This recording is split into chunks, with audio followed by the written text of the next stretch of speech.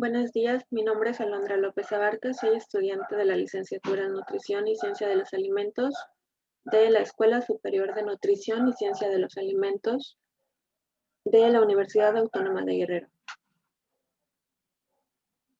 Vamos a hablar de un tema interesante que es acerca de cuáles son los efectos positivos de realizar actividad física en pacientes con sobrepeso o obesidad y cómo estos efectos o esta actividad física eh, van a contribuir de manera positiva a los parámetros de el perfil lipídico de estos pacientes.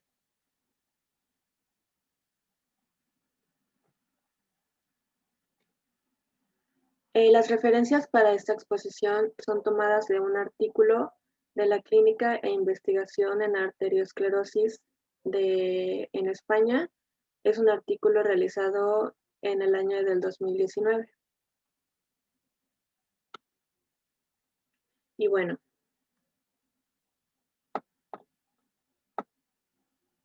efecto de un programa de actividad física motivada en parámetros lipídicos de pacientes con obesidad o sobrepeso.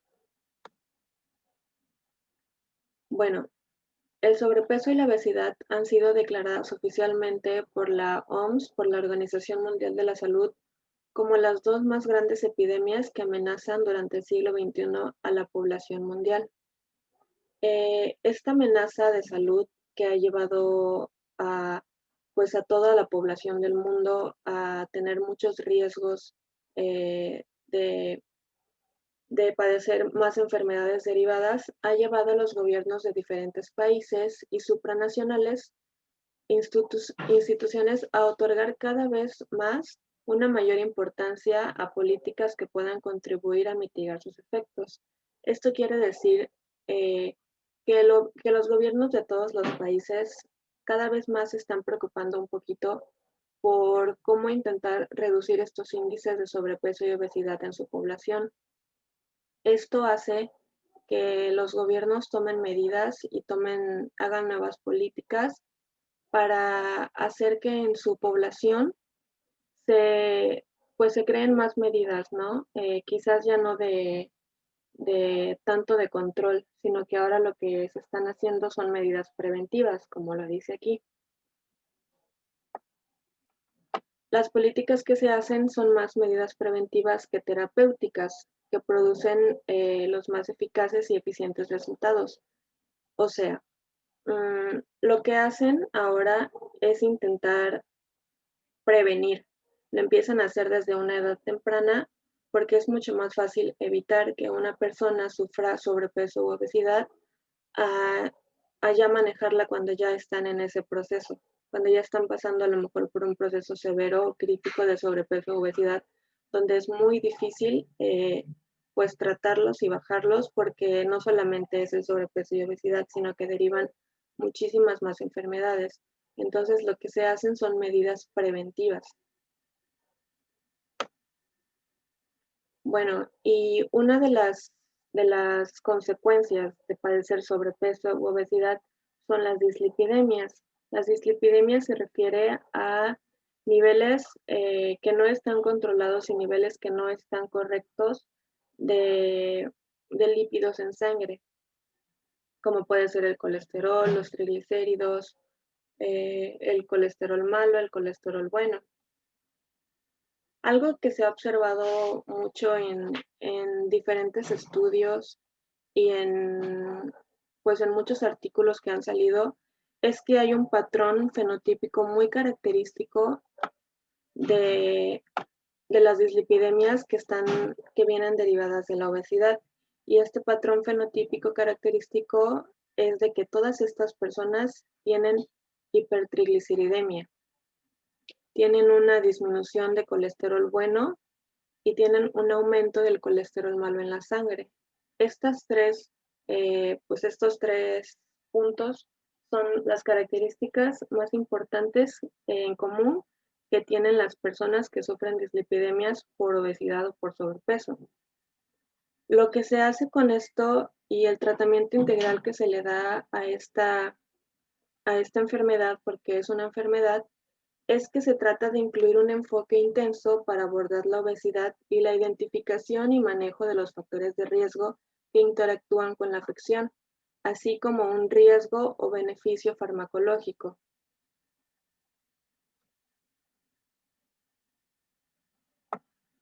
Bueno, nosotros sabemos que el sobrepeso y la obesidad tienen una gran relación, o sea, están relacionados estos dos. Y nos dice que el fenotipo de dislipidemias es este característico que hablamos hace un momento de los triglicéridos muy elevados, del colesterol bueno muy bajo y el colesterol malo muy alto, cuando el índice de masa corporal de una persona es entre 25.2 y 26.6. Esto quiere decir que la persona tiene un sobrepeso. Entonces, habla de que todas las personas que tienen, o la mayoría de las personas que se han investigado en diferentes estudios, que tienen entre esos índices de masa corporal, son las personas que tienden a tener ese tipo de fenotipo de dislipidemias. Esto fue avalado o esto fue estudiado por la encuesta de examen de salud y nutrición de los Estados Unidos en varios artículos y varios estudios que ellos han hecho. De igual forma, esta encuesta de examen de salud y nutrición de los Estados Unidos ha demostrado que los niveles de colesterol total son mayores en hombres y mujeres jóvenes que tienen obesidad a los que no tienen obesidad. Este mismo estudio, pero en una tercera edición, también, o un tercer estudio de esta encuesta, ha demostrado que en pacientes con síndrome metabólico las tasas de obesidad, hipertrigliceridemia e hipercolesterolemia son mayores al 75% de las personas. Y pues para poder tener un tratamiento para esto, para lo que se hace para poder manejar todo esto del sobrepeso y la obesidad, pues son varios factores. Sabemos muy bien que lo principal que se tendría que hacer en este tipo de pacientes es que haya una pérdida de peso, que haya cambios de hábitos y por supuesto que haya actividad física, que es una de las cosas más importantes y por las cuales estamos pues viendo en esta exposición.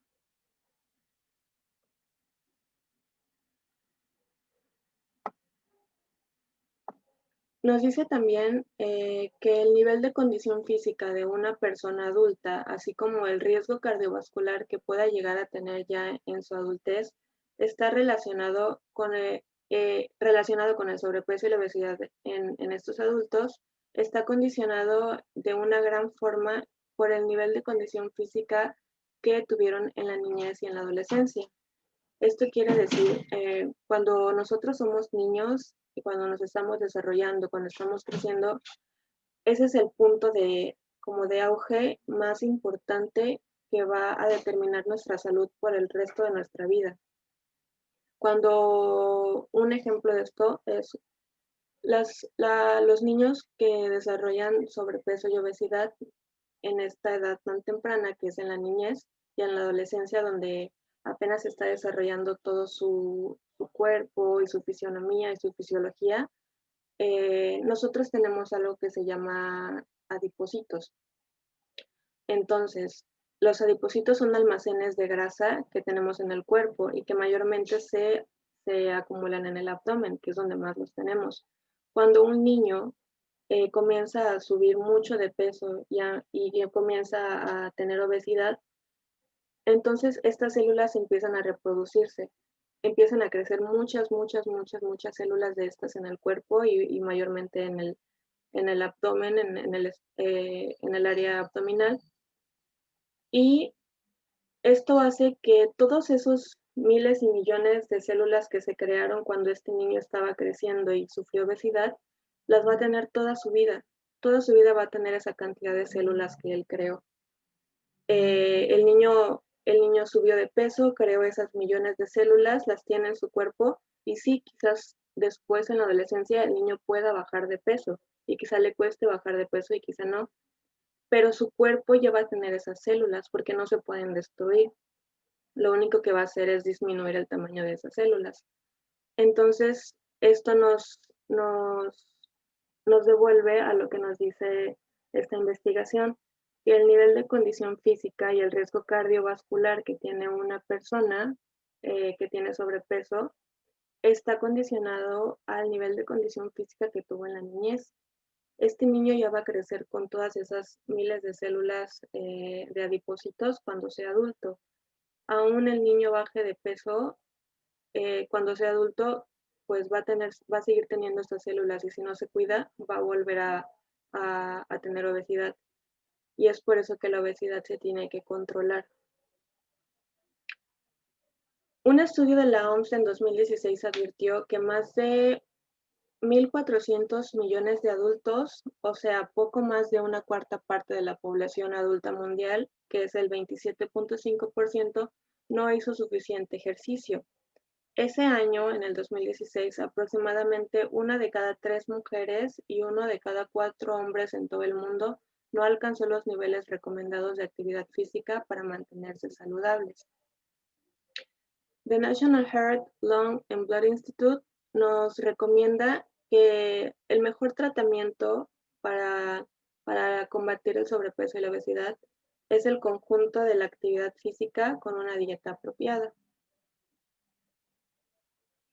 Bueno, y de lo que se trata esta exposición es acerca de esto, que fue un ensayo clínico aleatorio y controlado con 2 brazos y un seguimiento de 12 meses, en los cuales los pacientes incluidos en el estudio fueron aleatorios en 2 grupos de intervención. Fue el grupo 1, que fue intervención motivacional de obesidad con una enfermera entrenada previamente, y el grupo número 2 fue un grupo motivacional con apoyo de plataforma digital. Las plataformas digitales donde te dicen que tienes que hacer ejercicio, donde cuentan tus pasos, donde te dicen que te falta hacer más, cuántas calorías quemaste. Bueno, ese fue el grupo 2. Y también tuvieron un programa de actividad física motivada. Las variables antropométricas medidas fueron estatura, peso, índice de masa corporal, y las analíticas fueron colesterol total, triglicéridos y valores de colesterol HDL. Los resultados fueron de los 123 pacientes que participaron en este estudio, de los cuales 61 fueron aleatorizados en el grupo 1 y 62 fueron al grupo 2. Todos los grupos, el grupo 1 y el grupo 2, disminuyeron significativamente el peso al final del estudio, siendo la disminución en el grupo 1, que fue de 4.898 kilogramos, y en el grupo 2 fue una disminución de 6.292 kilogramos. También todos los grupos disminuyeron significativamente el colesterol total y los triglicéridos y aumentaron el colesterol HDL, siendo estos cambios más intensos en el grupo 2, que fue el grupo que más peso perdió. O sea, el grupo 2, que fue el grupo que perdió más peso en todo el año de este estudio, fue el grupo que tuvo mayores incrementos de colesterol bueno, que es el colesterol HDL, y que redujeron significativamente su colesterol total en sangre. Aquí tenemos una tabla de este artículo donde nos dice cuáles fueron los datos que se manejaron al principio del estudio. La media de los datos que fueron que las personas del grupo 1 tenían triglicéridos de 172.3, el HDL igual 48.1, colesterol total, la glucosa, el índice de masa corporal, el año y el sexo de las personas del grupo.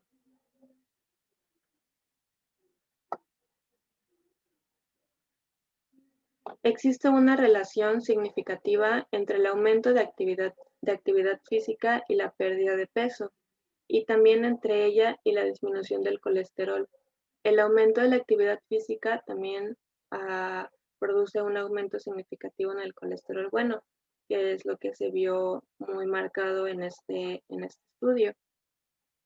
Aquí tenemos otra tabla de los parámetros analíticos que se obtuvieron.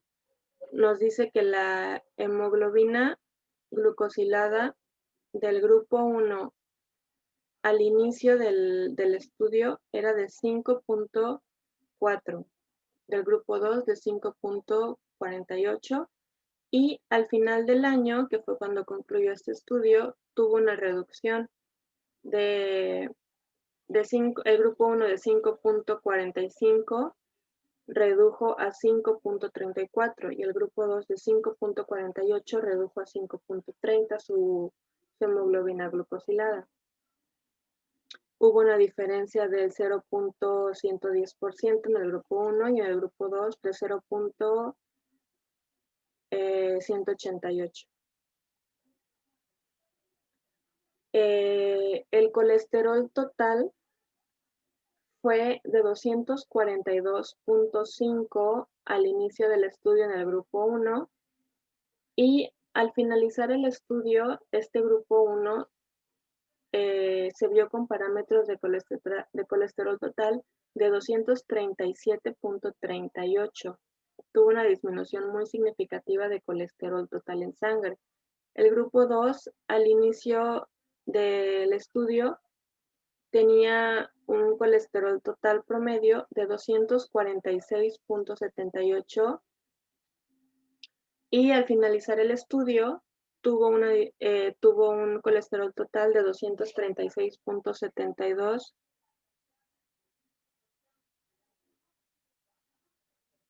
Los triglicéridos al inicio del estudio en el grupo 1 eran de 172.26 y al finalizar el estudio en el lapso de todo ese año fue de 152.60, teniendo una reducción del menos 19.66, que es una reducción muy significativa.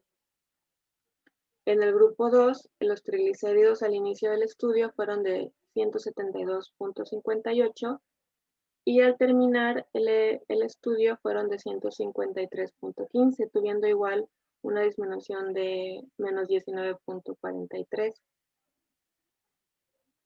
Los niveles de colesterol HDL en sangre al inicio del estudio en el grupo 1 eran de 48.08 y al finalizar fueron de 48.72, donde vimos que tuvieron un incremento de este colesterol bueno, que es el colesterol HDL. En el grupo 2, al inicio del estudio, tenían unas concentraciones de colesterol en sangre de 49.83 miligramos por decilitro. Se me olvidaba comentarlo, que todos estos valores son miligramos por decilitro. Y al finalizar el estudio, tuvieron unos valores de 51.55, el grupo 2. Tuvieron una diferencia, un aumento de el más 1.72. Como vemos aquí en esta tabla, aquí donde dice HDL al inicio, de miligramos por decilitro, el grupo 2 inició con 49.83 miligramos por decilitro y al finalizar, después de un año, teniendo este programa de actividad física, donde tenían ellos un seguimiento por un año y tenían además el apoyo de plataformas digitales de ejercicio, tuvieron un aumento de 1.72 de colesterol bueno, de colesterol HDL en sangre. Tuvieron más incremento ellos que el grupo número 1, que únicamente era un grupo motivacional, donde se les daban pláticas, donde también se les pedía que hicieran ejercicio, pero no era tan, no era una actividad física tan moderada como el grupo 2, pero también hacían actividad física. Este estudio demostró que la actividad física en solo 8 semanas logró aumentar significativamente los valores de colesterol HDL en adultos mayores de 18 años. Los beneficios de esto y lo que es más importante es de que estas personas tuvieron una reducción de riesgo de enfermedad cardiovascular de aproximadamente 5.1% en hombres y 7.6% en mujeres. El entrenamiento aeróbico que tuvieron estas personas resultó en un aumento de 2.53 miligramos por decilitro de colesterol bueno, el colesterol HDL en sangre. Y en un estudio observacional previo a este estudio que estamos viendo, nos decía que cada aumento de solo 1 miligramo por decilitro en el nivel de HDL estaba asociado con una disminución del 2 al 3% de riesgo de enfermedad cardiovascular en hombres y mujeres. Entonces, si un estudio anterior que se hizo nos dice que con solo aumentar 1 miligramo por decilitro de colesterol HDL en sangre, que es el colesterol bueno, nos ayudaba a disminuir de 2 a 3% riesgo de padecer enfermedades cardiovasculares, enfermedades del corazón. Eh, Esto quiere decir que estas personas que aumentaron el doble, que son casi el triple, que fueron 2.53 miligramos por decilitro, pues tuvieron una reducción de riesgo cardiovascular aún mayor. Y pues las conclusiones de este estudio fueron de que la reducción de peso se acompaña de cambios favorables en los parámetros lipídicos relacionados con el sobrepeso y la obesidad, siendo más intensos estos cambios en estos parámetros lipídicos cuanto mayor es la pérdida de peso. Y la actividad física obviamente ayuda a la pérdida de peso y por ende a la disminución de valores lipídicos en la sangre. De esto podemos aprender que es importante que las personas que estén pasando por un cuadro de dislipidemias derivadas de su sobrepeso o de su obesidad comiencen con un tratamiento pues ya no preventivo porque ya están cursando con la enfermedad, sino con un tratamiento que los ayude pues a poder controlar y a poder disminuir poco a poco esos parámetros alterados que tienen, que comiencen a hacer cambios de hábitos en su dieta y en su estilo de vida, que comiencen a implementar actividad física. No es necesario que la actividad física que hagan sea actividad física pues exhausta, que sea actividad física que ellos digan, no es que no voy a poder porque, porque me voy a cansar mucho. Con 30 minutos al día que hagan actividad física, que salgan a caminar, que, que salgan a trotar, eh, eso va a ayudar de forma muy significativa a que las personas comiencen a reducir peso progresivamente y obviamente esta actividad física les ayuda a que tengan una disminución de riesgo de sufrir enfermedades cardiovasculares. Un punto importante de este estudio que se hizo fue de que estos dos grupos de personas que se estudiaron no tuvieron un cambio en su ingesta dietética. Esto quiere decir, no se les puso un plan de nutrición como tal, no se les dio plan de nutrición, de que el lunes esto, martes esto, desayuno, comida, cena. Ellos simplemente seguían su dieta habitual, consumiendo sus carnes habituales, inclusive sus aceites o grasas habituales, que es como aceite para cocina, aguacates. Me imagino que depende uno que otro día algún alimento un poquito no tan saludable. Entonces esto es muy importante porque nos dice que ahí podemos confirmar que podemos comer prácticamente de todo sin tener restricciones dietéticas, sin restringir tantos alimentos, sin decir no puedo comer una pizca de aceite de cocina porque me va a hacer mal o no puedo comer este alimento, sino que lo más importante aquí fue la actividad física. El reducir el peso fue lo que les ayudó a estas personas a mejorar sus parámetros de- en su perfil lipídico. Este, no tuvieron restricciones alimentarias de ningún alimento, únicamente, como se dice, cambiaron hábitos alimenticios, obviamente redujeron sus porciones de alimento, comenzaron a tener actividad física, por ende redujeron peso y fue como les ayudó a poder tener esas disminuciones en sus parámetros de su perfil lipídico.